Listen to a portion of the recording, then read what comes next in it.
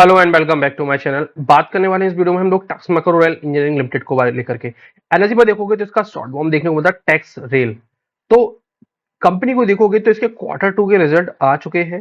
Fundamental देखने वाले हैं इस वीडियो में और साथ ही साथ क्वार्टर टू के रिजल्ट देखेंगे, टेक्निकल्स देखेंगे, शेयर होल्डिंग पैटर्न्स क्या है, बैलेंस शीट क्या काम कर रही है, सभी चीजें डिटेल में डिस्कस करेंगे tax macro Rail Engineering Limited को लेकर के। देखिए, रेलवे सेक्टर से एक प्राइवेट कंपनी है, ये कोई गवर्नमेंट कंपनी नहीं है, जैसे कि आरबीएनएल हो गया, इरकॉन हो गया या फिर रेलटेल हो गया। तो ये सभी है गवर्नमेंट कंपनियां, ये एक प्राइवेट कंपनी है लेकिन रेलवे सेक्टर के लिए काम करती है।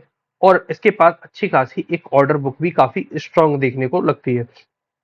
तो सभी चीजें इसको लेकर के डिटेल में डिस्कस करेंगे। उससे पहले अगर आप चैनल पर नए हैं, चैनल को सब्सक्राइब नहीं किया हुआ, चैनल को सब्सक्राइब करिए, वीडियो को लाइक करिए। चलिए स्टार्ट करते हैं आज का ये वीडियो। अगर हम लोग कंपनी के मार्केट कैप देखते हैं तो 7,897 करोड़ तक पहुंच गया है। बहुत लंबा फॉल इसमें देखने को मिलेगा।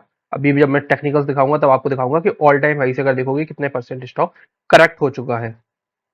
करंट प्राइस देखोगे तो 198 पे ट्रेड कर रहा है। हाई लो की बात करें तो 120 का हाई है और 297 का हाई लगाया है और 120 का लो लगाया है 52 वीक्स के ही। तो एक अच्छा खासा एक रन अप तो इस स्टॉक ने दिखाया है। स्टॉक का पी देखोगे तो 38 पे ट्रेड कर रहा है। आरओसी आरओ देखोगे तो उतने अच्छे नहीं है क्योंकि कंपनी लगातार एक अपने नीचे की साइड में थी। अब जाकर के धीरे धीरे कंपनी में सुधार आना स्टार्ट हुआ है। डेट देखोगे 938 करोड़ का हो गया है कंपनी पर। अभी मैं इस पर बात करूंगा। प्रोमोटर होल्डिंग की बात करें तो 48.1% की निकल के आती है। डेट टू इक्विटी देखोगे तो 0.35 की है, काफी ठीक है, 0.5 से नीचे है, ठीक है। फ्री कैश फ्लो भी देखने को मिलता है, हालांकि बहुत कम है लेकिन अच्छी बात है कि पॉजिटिव में है। मार्केट की भी देखें तो इंट्रिंसिक वैल्यू की बात करेंगे तो 2.7 की निकल के आती है।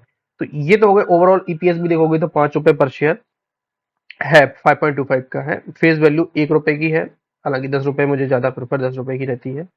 चलिए, क्वार्टरली अगर रिजल्ट देखें तो इस बार कंपनी की जो सेल्स है तो 805 करोड़ से बढ़कर के हो गई है 1346 करोड़ की। ऑपरेटिंग प्रॉफिट की बात करें तो 76 करोड़ से बढ़कर के हो गया 132 करोड़। अब यहाँ पर न केवल ऑपरेटिंग प्रॉफिट बढ़ा है, मार्जिन भी देखोगे तो 9% से बढ़कर के 10% तक हो गया है। तो 10% तो ऑपरेटिंग मार्जिन में भी हमें ग्रोथ देखने को मिल रही है। ओवरऑल सेल्स वगैरह हर चीज में ग्रोथ देखने को मिल रही है। नेट प्रॉफिट भी देखोगे तो 25 करोड़ से बढ़कर के हो गया है ऑलमोस्ट 75 करोड़ या 74 करोड़। तो ऑलमोस्ट प्रॉफिट देखोगे तो 3 गुने के आसपास हो गया है, जबकि अगर रिसेंट क्वार्टर से भी देखोगे तो 60 करोड़ से बढ़कर के भी 74 करोड़ देखने को हम लोगों को मिल रहा है। तो बहुत अच्छा देखोगे तो क्वार्टर क्वार्टर बेसिस पे भी या फिर ईयर बेसिस पे, दोनों ही बेसिस पे काफी अच्छा कंपनी ने परफॉर्मेंस यहाँ पे देखने को मिला है। ईपीएस भी देखोगे तो 1.82 का निकल के आ रहा है, जो कि काफी अच्छा है। बाकी प्रॉफिट लॉस स्टेटमेंट है, ये आप लोग देख सकते हैं कि अभी चीजें हैं। Balance sheet. अब बैलेंस शीट में एक बहुत चीज इंटरेस्टिंग है जो मैं आपको बताता हूँ। सितंबर में देखोगे तो इक्विटी कैपिटल तो ठीक है, 40 करोड़ की थी, 40 करोड़ की है, चलिए ठीक है, जस्टिफाइड है। रिजर्व देखोगे तो रिजर्व भी बढ़ते हुए देखने को मिलेगा, लेकिन डेट 631 करोड़ का डेट था मार्च 24 में, अब बढ़कर के 938 करोड़ का हो गया है। जबकि कंपनी अनाउंस कर रही थी कि हम अगले साल तक डेट फ्री हो जाएंगे। क्या डेट बढ़ा करके डेट फ्री होंगे? तो ये एक बड़ी चीज है कि कंपनी कह रही थी कि हम अगले 1 डेढ़ साल में कंपनी कंप्लीटली डेट फ्री हो जाएगी। तो ऑब्वियस ही बात है डेट घटता हुआ तो देखने को मिले, लेकिन यहाँ पर डेट क्या हो रहा है कि डेट हमें बढ़ता हुआ देखने को मिल रहा है। चलिए, ये चीज थी। बाकी अगर हम लोग शेयर होल्डिंग पैटर्न्स में देखें तो प्रमोटर की होल्डिंग है 48.14% है।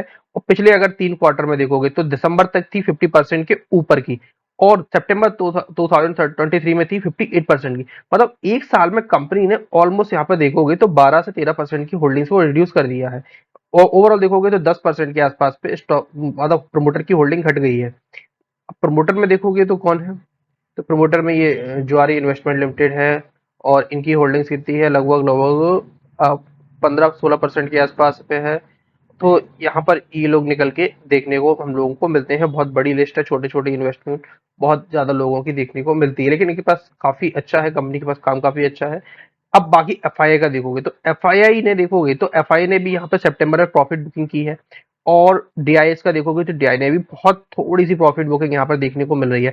लेकिन अगर एफआईआई का देखोगे तो 11% मार्च 2024 में हुआ करती थी, उसको घट के 9 हुआ, अब 7, तो 2-2% के आसपास पे लगातार एफआईआई अपनी होल्डिंग्स को रिड्यूस कर रहा है। इसका इम्पैक्ट क्या देखने को मिलता है? इसका इम्पैक्ट सीधे सीधे चार्ट पे देखने को मिलता है कि जहां देखोगे तो 300 रुपए का भाव चल रहा था, अब भाव आ चुका है कितने का, 190 रुपये या 200 रुपए पे भाव आ चुका है। तो ये होता है एफआईआई जब आप किसी भी स्टॉक को बेचना स्टार्ट करते हैं।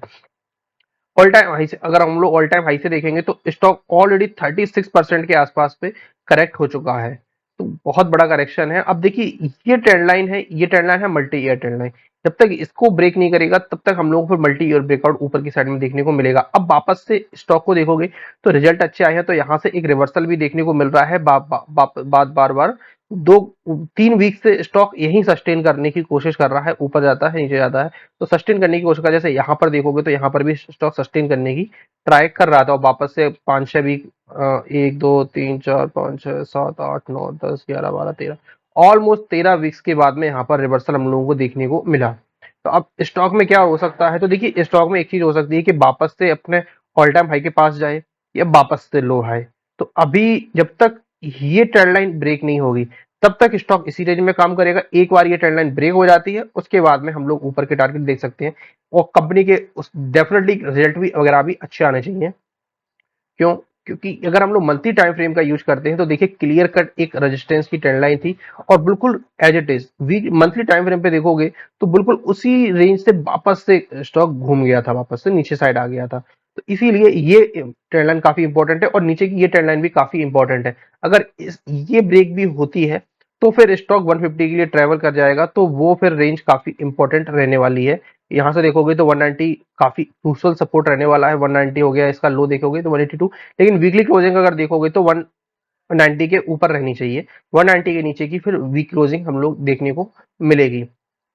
अब मंथली टाइम फ्रेम पे अगर हम लोग एक बार और देख लेते हैं तो यहाँ पर जो इसका क्रूशियल सपोर्ट है वो है 150 रुपीज। क्यों? अगर हम लोग एक हॉरिजॉन्टल लाइन यहाँ पर डालते हैं तो ये देखोगे इसका ऑल टाइम हाई, पिछली बार का जो ऑल टाइम हाई था वो कुछ यहाँ देखने को मिल रहा था। तो वापस से अगर स्टॉक में अगर फॉल देखने को मिलता है तो अगला क्रूशियल सपोर्ट रहेगा 147 या 150 रुपीज भी हम लोग मान सकते हैं। तो 150 रुपीज का रहने वाला है। आप लोग अपने व्यूज बताइए टैक्स रेल को लेकर के या टैक्स मेको रेल एंड इंजीनियरिंग लिमिटेड को लेकर के, कि आप लोग को क्या लगता है कि यहाँ से वापस से एक बार 300 रुपीज का लेवल देखने को मिलेगा या पहले 150 रुपीज का लेवल देखने को मिलेगा। आप लोग अपने व्यूज कमेंट बॉक्स में जरूर बताइएगा, और किसी भी निवेश से पहले उन्हें फाइनेंशियल एडवाइजर की सलाह जरूर लें। मिलते हैं अगले वीडियोस में, तब तक के लिए धन्यवाद।